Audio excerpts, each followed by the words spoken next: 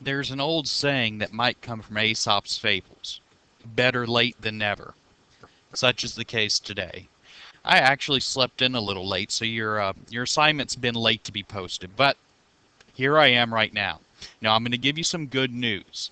This is considered to be a major grade. So what this means is I'm going to afford you a full 2 days to work on this. So what this means is tomorrow, all that's going to be posted is continuation of today's assignment. So you won't get anything new. This also gives you the luxury of catching up and gives me the luxury of catching up on your grading. So let's set up with today's assignment. What we've been working on in terms of writing is writing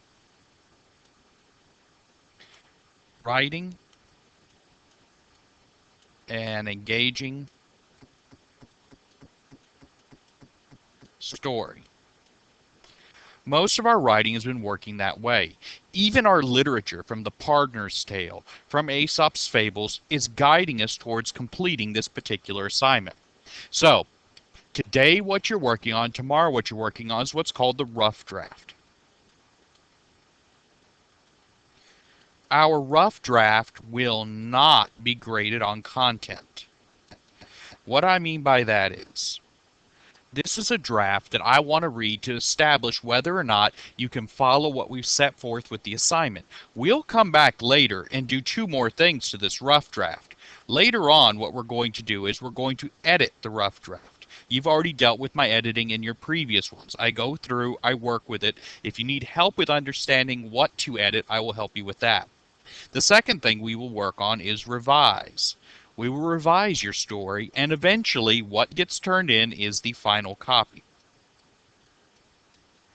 Writing takes time, and that's exactly what we're working with now. On Friday, what I had you do is answer questions about the story. So far, what you have to work with in terms of what your story is, you have a hero that you've worked on. You have a believable hero. You have a foil to that hero. On Friday, I had you think of what the conflict and the climax is going to be. By working with Aesop's Fables, I began to have you look at themes. So I, this morning, wrote a story based upon what we began with. And if you remember correctly,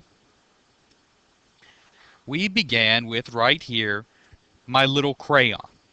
That's exactly who my main character is. I actually use this paragraph inside my larger story.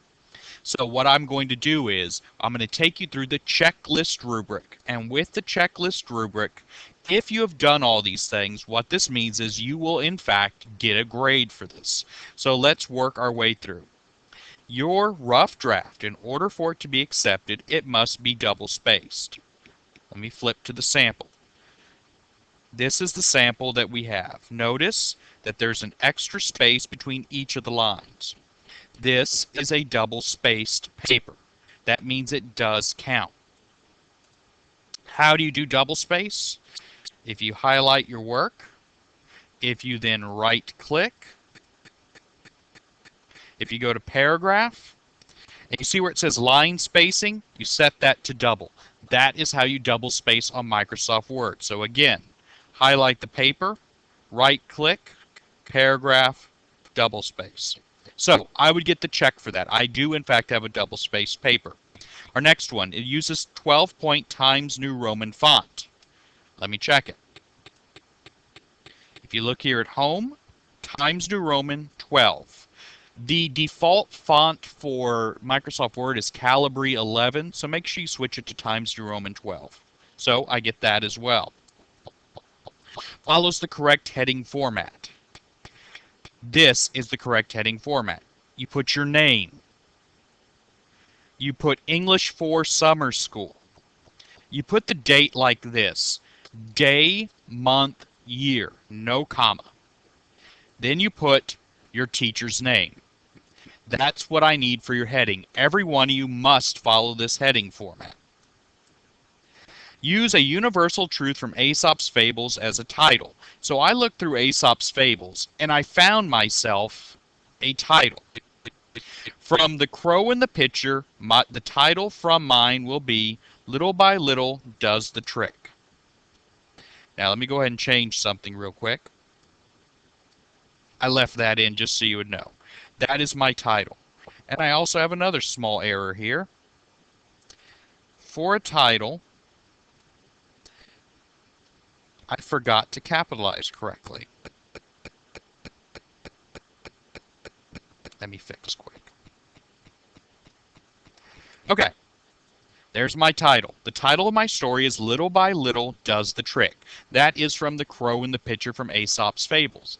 The title must relate to your story. The reason why I'm having you do this is when we write a story, we should have a theme. By forcing a theme upon you, it's going to make you write your story in a particular way. I did that. Contains multiple paragraphs. Multiple means more than one. I can always tell a paragraph because I see an indentation. I have 1, 2, 3, 4, 5, 6, 7, 8, 9, 10, 11, 12, 13, 14, 15, 16 paragraphs.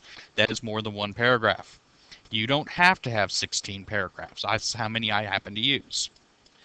It contains at least one paragraph dedicated to a setting. A setting paragraph, there is no action. It simply tells you exactly where the story takes place. This is my setting paragraph. No action occurs here. It tells me that we're in an elementary school. You can read this later on your own time. It contains at least one paragraph dedicated to the hero. Remember, we already wrote this paragraph. I wrote it and posted it on Quick Topic. And as I look for it, where is it? This is that paragraph. This paragraph describes the hero to the story, the hero that was based upon me. So I would get that check. Contains at least one paragraph dedicated to the villain. You describe who your villain is. In my particular story, it was a poster board. This is dedicated to the villain. That's my villain paragraph. My villain is poster board. It contains at least one paragraph dedicated to dialogue. Dialogue is when characters speak out loud. They're set off by quotation marks. If we look right here, my villain talks right there. I also have other pieces of dialogue throughout.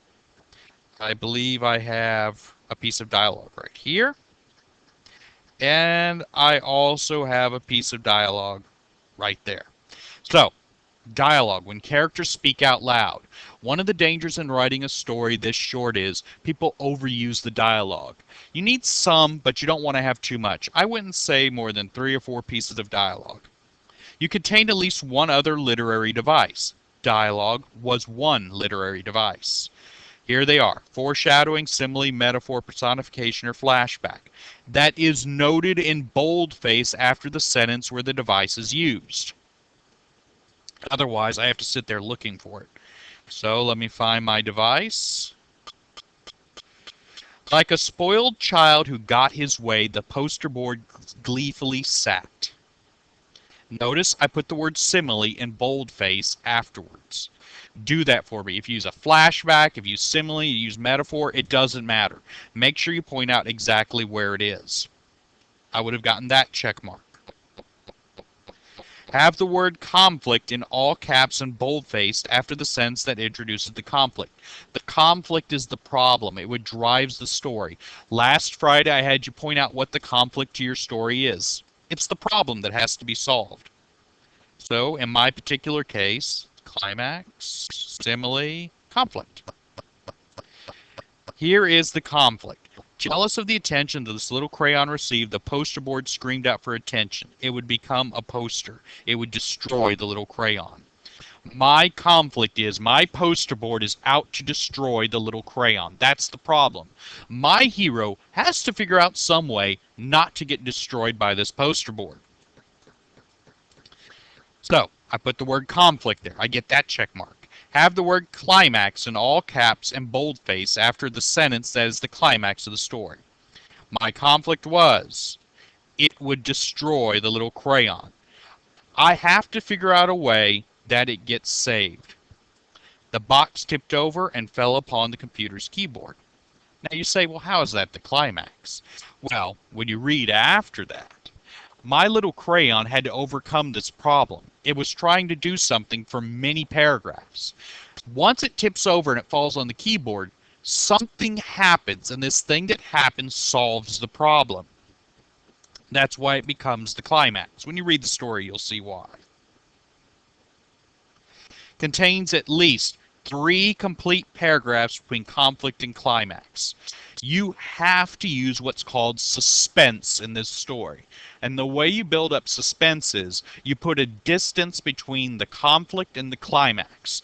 So by forcing you to have at least 3 paragraphs between, you can build suspense. I have 1 paragraph, 2 paragraphs, 3 paragraphs, 4 paragraphs between our climax and, actually no, I have more than that.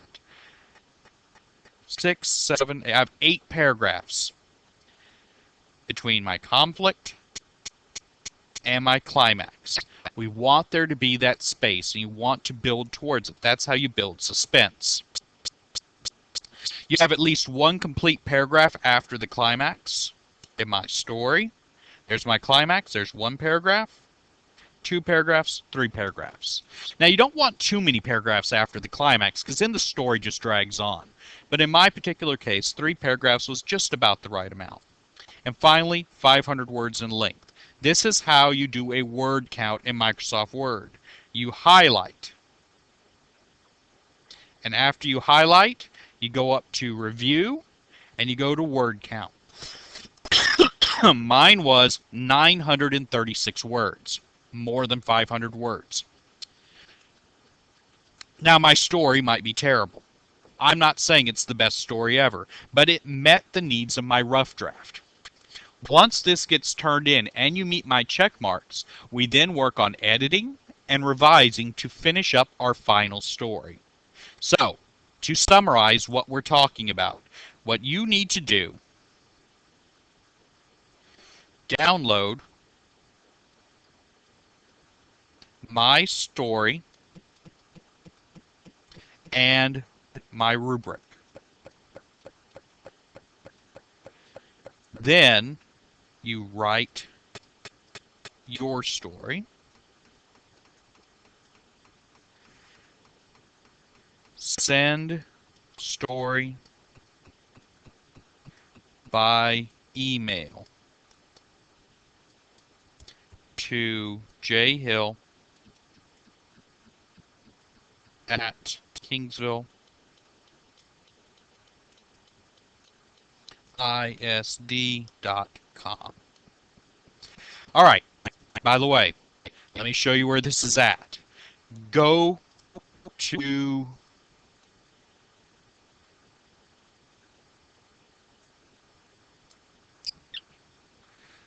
there. Go to the HM King website. T-Tips. Hill John Roger. English for Summer School. Useful links. There you go. I have both the rubric and the engaging story. Please download both of them. This is all I have for you today. Remember, you have today and tomorrow to complete this. On Wednesday, you will have a new assignment based upon the story you've written. Have a great day. I will talk to you later.